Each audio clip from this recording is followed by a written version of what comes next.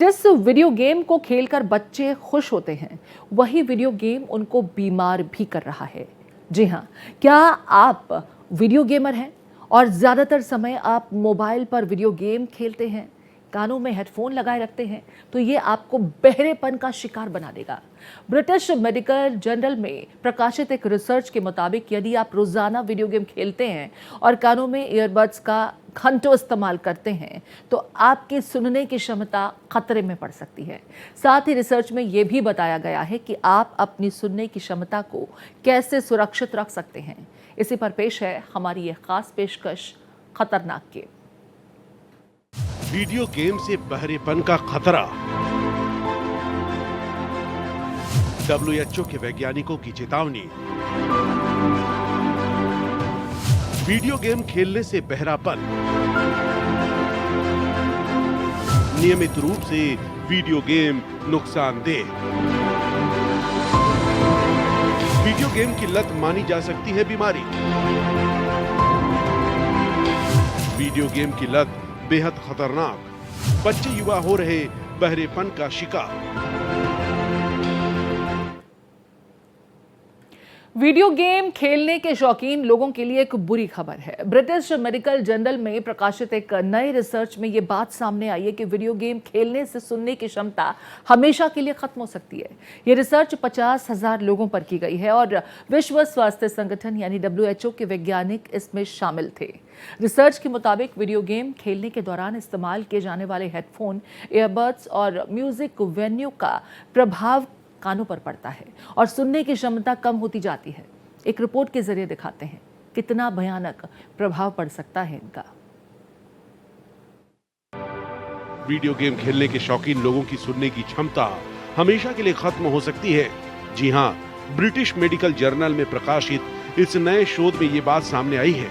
WHO के वैज्ञानिक भी इस शोध में शामिल थे। ये शोध कुल 50,000 लोगों पर किया गया। 9 देशों ने किए 14 अध्ययनों की समीक्षा अमेरिका की साउथ कैरोलिना के मेडिकल यूनिवर्सिटी और WHO के शोधकर्ताओं वाली अंतर्राष्ट्रीय शोध टीम ने की। ये 9 देश हैं उत्तरी America, Europe, south east Asia, Asia और ऑस्ट्रेलिया। शोध के मुताबिक इस समस्या का अंत करने के लिए वीडियो गेम से होने वाले जोखिम को लेकर जागरूकता लाने की जरूरत है। देखिए, गेमिंग या गेमिंग डिसऑर्डर, इसका मतलब नॉर्मली ये होता है कि जो वीडियो गेम्स होती हैं जो बच्चे या बड़े खेलते हैं, और वो जब इतना प्रोफाउंड हो जाए, इतना ज़्यादा हो जाए कि उसके पर्सनल, फैमिली, सोशल, ऑक्यूपेशनल ज़िंदगी को अफेक्ट करना शुरू करते हैं। नॉर्मली ऐसा कब होगा?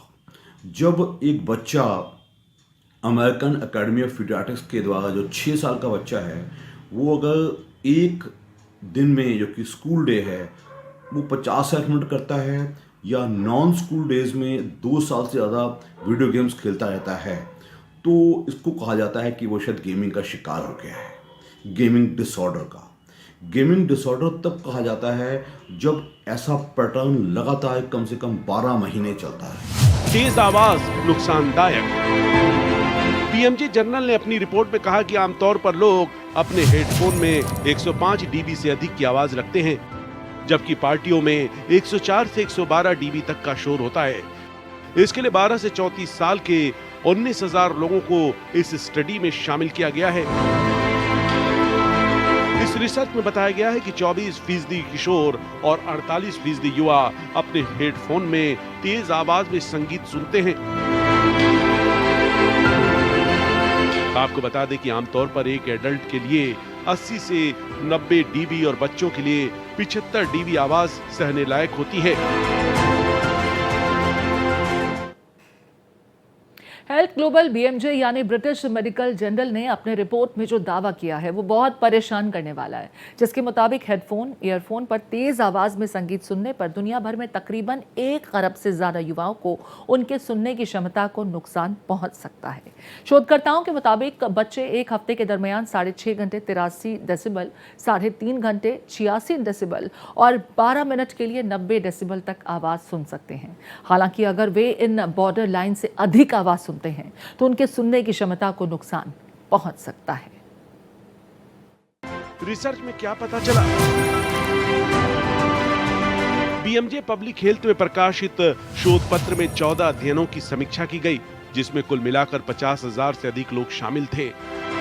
शोधकर्ताओं ने पाया कि जो बच्चे लंबे समय तक हेडफोन्स लगाकर गेम खेलते हैं, उनमें बहरेपन का जोखिम अधिक देखा गया है। अगर आप दिन में 3 घंटे से ज्यादा गेम खेलते हैं, वीडियो गेम्स खेलते हैं या डिजिटल गेम्स खेलते हैं, तो आप मान के चलिए आप एक बीमारी के शिकार हो चुके हैं। इसके लक्षण कैसे परिणत होते हैं, ये बहुत सोचने वाली बात है। आप देखते हैं जब चिड़चिड़ापन बढ़ जाए, नींद प्रॉपर ना आए, इसको इंसोम्निया कहते हैं, स्ट्रेस, एंजाइटी, और कई बार ये सब चीजें परेशानी बढ़ते बढ़ते ये लीड ले लेती हैं, कई बार हार्ट अटैक तक की नौबत आ सकती है। शोधकर्ता बताते हैं कि जिन लोगों ने 80-90 डीबी की तीव्रता में सप्ताह में 3 घंटे से अधिक समय तक आवाज वाले उपकरणों का इस्तेमाल किया, उनमें कम सुनाई देने या बहरेपन का जोखिम अधिक था। बच्चों को हेडफोन के अधिक इस्तेमाल से रोकें। WHO के मुताबिक श्रवण हानि या टिनिटस जैसे कानों की समस्याओं से बचाव के लिए साउंड या अन्य उपकरणों से निकलने वाली ध्वनि को कम रखें। वॉल्यूम हमेशा 50% से कम ही रखें। कानों को आराम देने के लिए नियमित ब्रेक लें। यदि आप शोर शराबे वाले वातावरण में रहते हैं तो नॉइज कैंसिलेशन वाले उपकरणों का प्रयोग करें। वहीं अगर कुछ समय से सुनने में दिक्कत या कानों में दर्द, असहजता बनी हुई है तो समय रहते डॉक्टर से मिलकर जांच जरूर कराएं।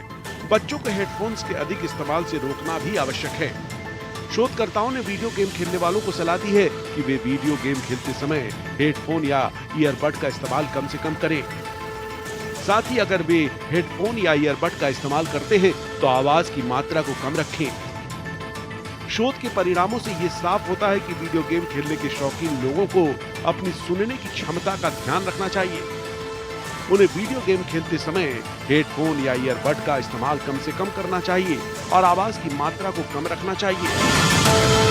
छोटे बच्चे होते हैं, लोग क्या करते हैं, जो वर्किंग पेरेंट्स होते हैं वो बच्चों को टीवी दिखा दिए, मोबाइल दे दिए, या जो वीडियो गेम खेलते हैं उनमें जो है एक तो अटेंशन डेफिसिट डिसऑर्डर करके आता है। वो बच्चे जो हैं वो सुनते समझते तो हैं लेकिन अटेंशन नहीं दे पाते हैं। तो माता पिता को ये लगता है कि हमारा बच्चा सुन नहीं रहा है क्योंकि वो अटेंशन ही नहीं दे रहा है, बुलाने पे ध्यान ही नहीं दे रहा है।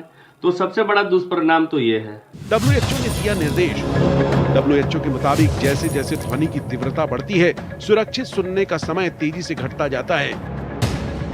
उदाहरण के लिए यदि कोई 80 डीबी की औसत मात्रा में सुनता है तो वह सप्ताह में 40 घंटे तक सुरक्षित रूप से सुन सकता है। गेमिंग का एक एडिक्शन हो जाता है। एडिक्शन मतलब कि आप उस गेम खेलने को आप बाकी सारे ज़िंदगी के काम से ज़्यादा प्रेफरेंस देने लग रहे हैं। मतलब आपको ये नहीं समझ में आ रहा कि अभी आप और क्या करना चाहिए, आपका दिमाग उसी में जा रहा है कि अब मेरा गेम खेलना है। कि घर में कुछ परेशानी है, आपको उस पर समझ नहीं आ रही, होश नहीं आ रहा है, कुछ काम पेंडिंग चल रहा है, कुछ डेडलाइन मीट करनी है, लेकिन आपका दिमाग बार बार गेम की तरफ जा रहा है। आपको पता है कि इससे नुकसान हो रहा है, आपको पता है कि इससे आपकी आंखों की रोशनी में दिक्कत आ रही है, आपके कान में आवाज़ में दिक्कत आ रही है, आपको पता है कि आप लगातार कुर्सी पर बैठ के गेमिंग कर रहे हैं तो आपकी कंधा कमर दर्द हो रही है, बट फिर भी आप इससे छोड़ नहीं पा रहे हैं। मतलब ये लत इतना है कि आपको पता है इससे हानि है लेकिन फिर भी आप इसके पीछे जा रहे हैं। हालांकि यदि आप 90 डीबी की ध्वनि पर सुनना चुनते हैं तो आपके पास सुरक्षित रूप से सुनने के लिए प्रति सप्ताह 4 घंटे ही पर्याप्त है।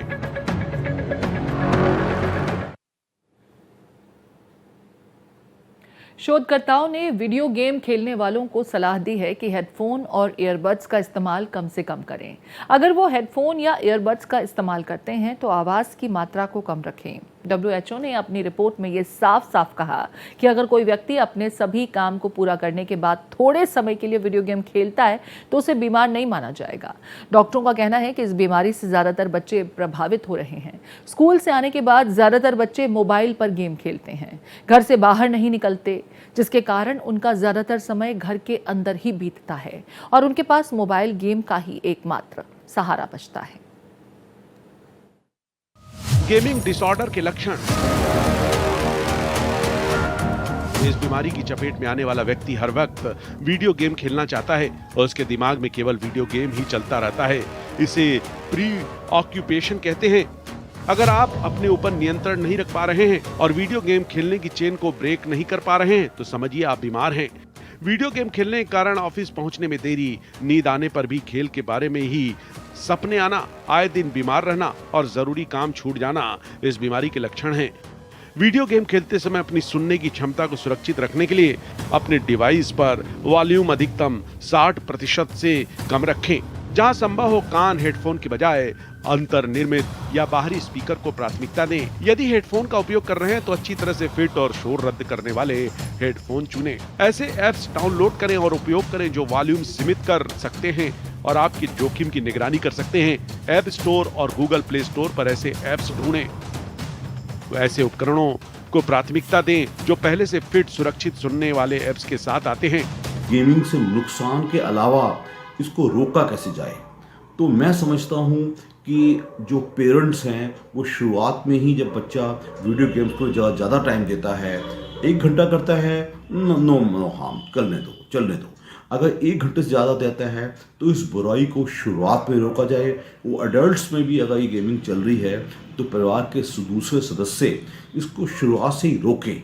ये नहीं कि एक लड़का जो 18-19 साल का है पूरा दिन वीडियो गेम से बैठा रहता है, वो लगातार 10-10 घंटे, 12 घंटे, 14 घंटे बाकी लाइफ को निगलेक्ट करता है। I think it is the time जब इस चीज़ को रोक दिया जाए। बहरेपन की समस्या काफी बड़ी।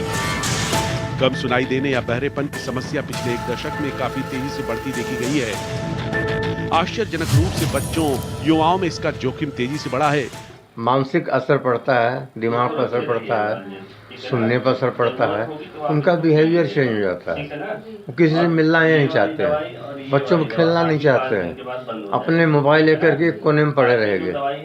तो जो इंटरेक्शन आपस में होना चाहिए, चाहे बड़ों का चाहे छोटों का, तो वो कम होता जा रहा है।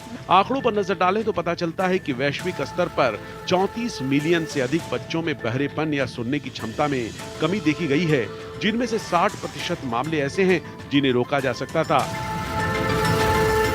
स्वास्थ्य विशेषज्ञों का मानना है कि 60 वर्ष से अधिक उम्र के लगभग 30% लोगों में सुनने की क्षमता कम होने लगती है। हालांकि जिस प्रकार से कम उम्र के लोगों में इसका जोखिम देखा जा रहा है, वो काफी चिंताजनक स्थिति है। बहरेपन की बढ़ती समस्या के लिए विशेषज्ञों ने जिन कारणों को जिम्मेदार पाया है, उनमें बार-बार तेज आवाज के संपर्क में आने से कानों को होने वाली क्षति प्रमुख है। विशेषज्ञ बताते हैं, ईयरफोन, हेडफोन या फिर लाउड स्पीकर साउंड की तेज आवाज के संपर्क में रहना आपके लिए हानिकारक हो सकता है।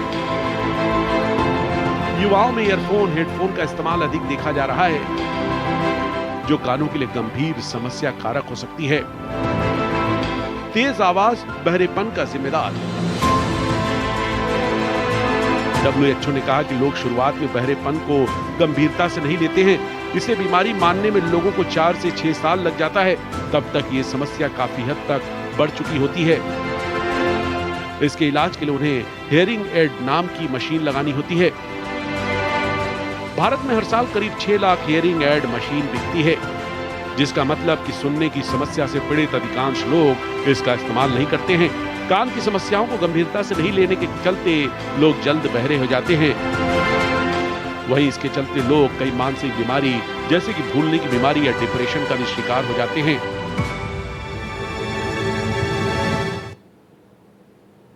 हेल्थ एक्सपर्ट्स का मानना है कि सामान्य तौर पर 60 साल की उम्र के बाद लोगों में सुनने की क्षमता कम होने लगती है, लेकिन जिस तरह का लाइफस्टाइल आज के युवा अपना रहे हैं उसमें कम उम्र में ही सुनने की क्षमता कमजोर हो रही है।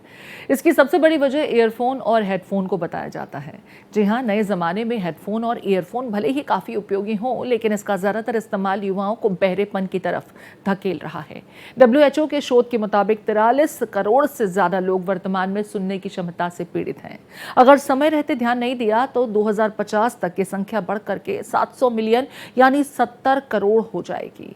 वहीं इसमें यह भी कहा गया है कि 2050 तक हर 4 में से 1 व्यक्ति को सुनने में दिक्कतों का सामना करना पड़ सकता है। भारत में 6.5 करोड़ लोग ऐसे हैं जिन्हें या तो कम सुनाई देता है या बिल्कुल भी नहीं सुनाई देता।